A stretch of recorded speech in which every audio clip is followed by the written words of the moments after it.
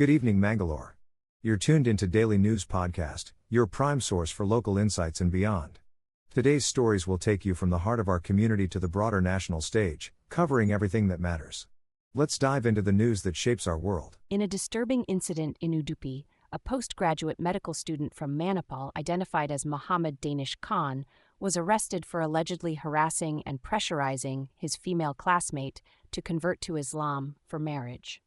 The victim, hailing from Rajasthan, filed a complaint stating that Danish made derogatory remarks about Hinduism, made inappropriate advances, and physically assaulted her.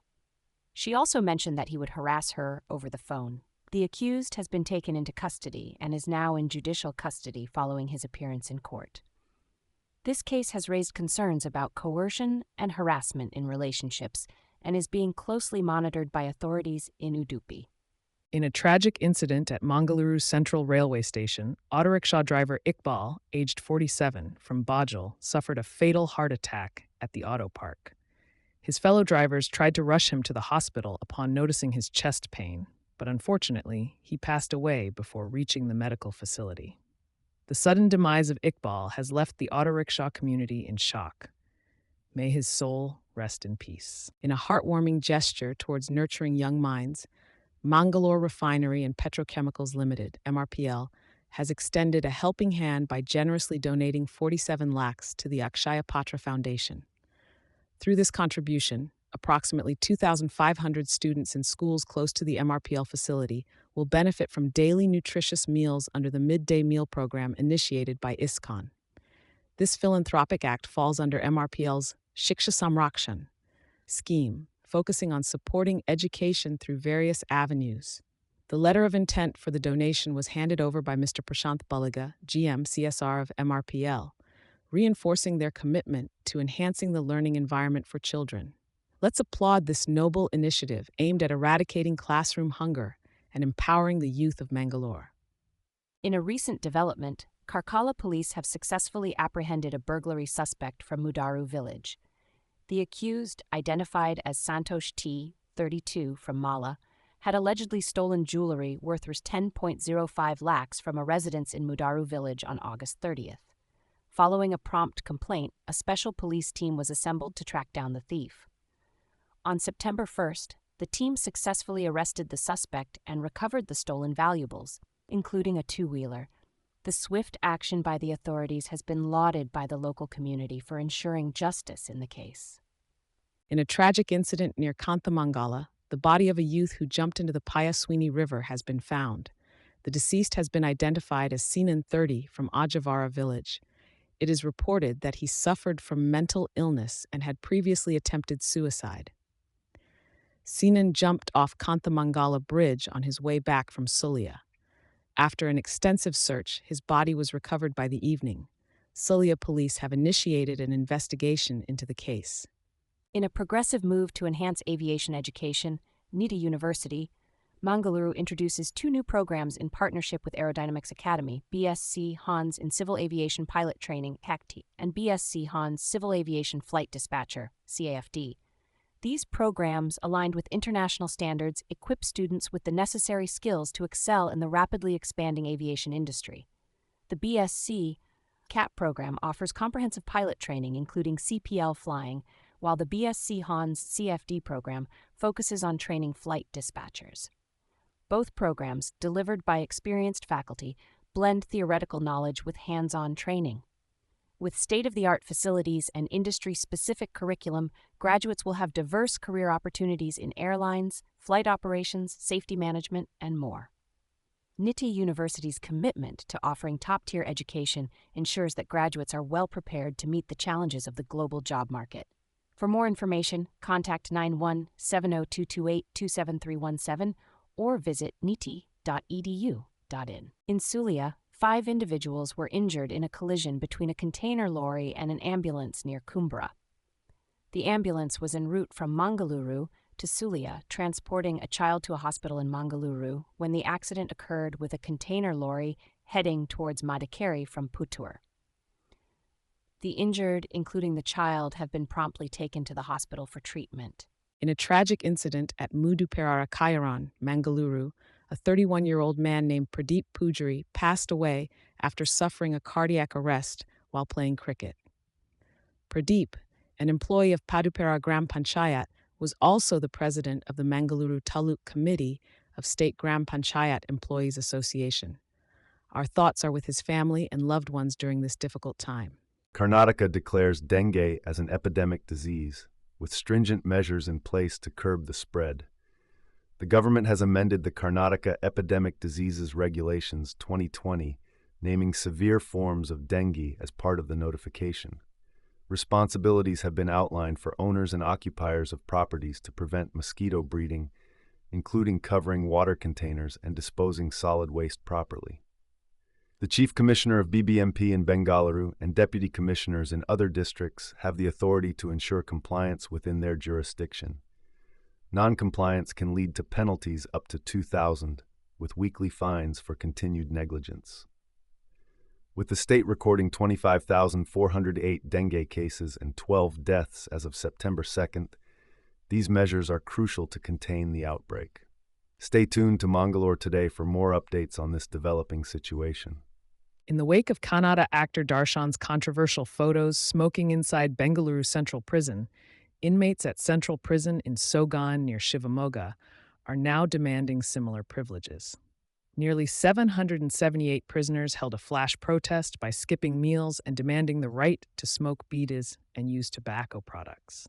This protest mirrors a similar one at Hindalga Jail in Belagavi, where over 500 inmates also protested for the same rights. The protests stem from a recent order restricting prisoners from purchasing certain items. Authorities had to intervene after police raids uncovered illegal items in the Shivamogga prison. The incident has sparked public outrage, with the Karnataka government suspending 9 prison officials for alleged VIP treatment to the actor. In a significant development, 9 Maoists were neutralized in a fierce encounter with security personnel in the Bastar region of Chhattisgarh. The gun battle erupted during an anti-Maoist operation conducted by a joint team of security forces in the forests along the Dantewada and Bijapur districts' border. The operation, led by the District Reserve Guard, DRG, and Central Reserve Police Force, CRPF, was based on credible intelligence regarding the presence of Maoists from the West Bastar Division unit. Following a prolonged exchange of fire, the bodies of 9 Maoists were recovered along with a substantial cache of weapons. Fortunately, the security personnel emerged unscathed. The search operation continues in the area. This encounter marks the 154th Maoist fatality in Chhattisgarh this year, reflecting the relentless efforts of our security forces against the insurgency in the region. In Mangalore today, Netflix India has promised the central government that it will align its content with the nation's sentiments following a controversy surrounding its web series IC-814 Kandahar Hijack. The series, directed by Anubhav Sinha, has faced criticism for allegedly altering the names of the terrorists involved in the 1999 hijacking of an Indian Airlines flight.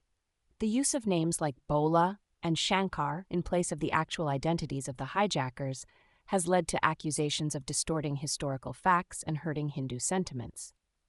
This issue has sparked heated debates on social media, with hashtags like Boycott Netflix and Boycott Bollywood trending. While some, including BJP IT cell chief Amit Malviya, have accused the filmmakers of whitewashing terrorism, others like former Jammu and Kashmir Chief Minister Omar Abdullah and Shiv Sena UBT leader Priyanka Chaturvedi have questioned the selective outrage. A statement from the Union Home Ministry has clarified that the hijackers did indeed use nicknames like Bola and Shankar during the hijacking, debunking claims of historical inaccuracy. In a recent incident off the coast of Gujarat, 3 Indian Coast Guard crew members are reported missing after a rescue operation went awry. The crew was on a mission to evacuate an injured member from a tanker in the Arabian Sea when their helicopter was forced to make an emergency landing. While 1 member has been rescued, search operations are underway for the remaining 3. The Coast Guard has deployed 4 ships and 2 aircraft to assist in the rescue efforts. This incident follows the Coast Guard's recent involvement in relief operations in flood-hit areas of Gujarat, where thousands were relocated by various rescue teams including the National Disaster Response Force, NDRF, and the Indian Army. In a daring heist, an infamous gang known as the Chatti Baniyan gang has struck in Malegaon, Maharashtra. The robbers, dressed in trunks and vests, broke into a home and a college, stealing nearly 70 Janamers, gold, and bananas, valued at 5 lakh. As per CCTV footage, 4 thieves were involved in the crime, with one keeping a lookout while the others carried out the theft. The Chatti Baniyan gang has a history of similar robberies across the country, adopting this unique attire to evade detection. This incident follows recent thefts by the Gown gang, who wear women's garments and target residential areas. The Gown gang has sown fear in the community, with local residents urging swift police action against these criminal activities. The sequential strikes by these daring gangs have left the people of Malegaon on edge, seeking reassurance and decisive measures from law enforcement authorities. Prime Minister Narendra Modi is set to bolster India's ties with Brunei and Singapore during his historic visits. He expressed confidence in elevating the strategic partnership with Singapore and advancing the historical relationship with Brunei. This visit marks the first ever bilateral visit by an Indian Prime Minister to Brunei Darussalam. Modi is scheduled to meet with key leaders in both countries, including Sultan Haji Hassan al Bolkiah in Brunei and President Tharman Shanmugaratnam in Singapore. Focus will be on enhancing relations in areas like advanced manufacturing, digitalization, and sustainable development. These nations are crucial partners in India's Act East policy and the Indo-Pacific vision. The Prime Minister aims to strengthen partnerships with Brunei, Singapore, and the larger ASEAN region during his 2-day visit. In a historic victory, Sumit Antil from India defended his Paralympics gold medal in Paris with a stunning performance in the javelin throw event. Antil broke his own games record with a massive throw of 70.59 meter, securing a fresh Paralympics record and solidifying his position at the top of the leaderboard. This remarkable achievement makes him just the second Indian after shooter Avani Lakhara to successfully defend a Paralympics title.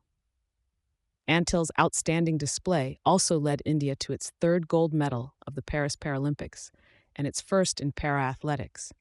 Despite being unable to reach his target of 75 meters, his exceptional throws earned him a well-deserved victory. Antil, a former wrestler who transitioned to javelin throw after losing his left leg in a 2015 accident, has emerged as a shining star in the world of para-athletics. His resilience and talent have not only brought glory to the nation, but have also inspired many with his remarkable journey to the top of the podium. In regional news, the Reserve Bank of India has announced that 97.96% of the withdrawn 2000 denomination banknotes have returned to the banking system. Only 7,261 crore worth of the notes are still with the public. The total value of these banknotes has significantly reduced from 3.56 lakh crore in May 2023 to 7,261 crore by August 2024. The exchange facility for these notes was available at all bank branches till October 2023 and continues at 19 RBI issue offices across the country. Individuals can also send the notes through India Post for credit to their bank accounts. The RBI had introduced the 2000 banknotes in November 2016 after the demonetization of 1,000 and not 500 notes. That's all from us today. We sincerely thank you for tuning in. For more details on the stories you've heard and for continuous news coverage, please visit mangaloretoday.com. Subscribing ensures you're always updated. Farewell, until our paths cross again.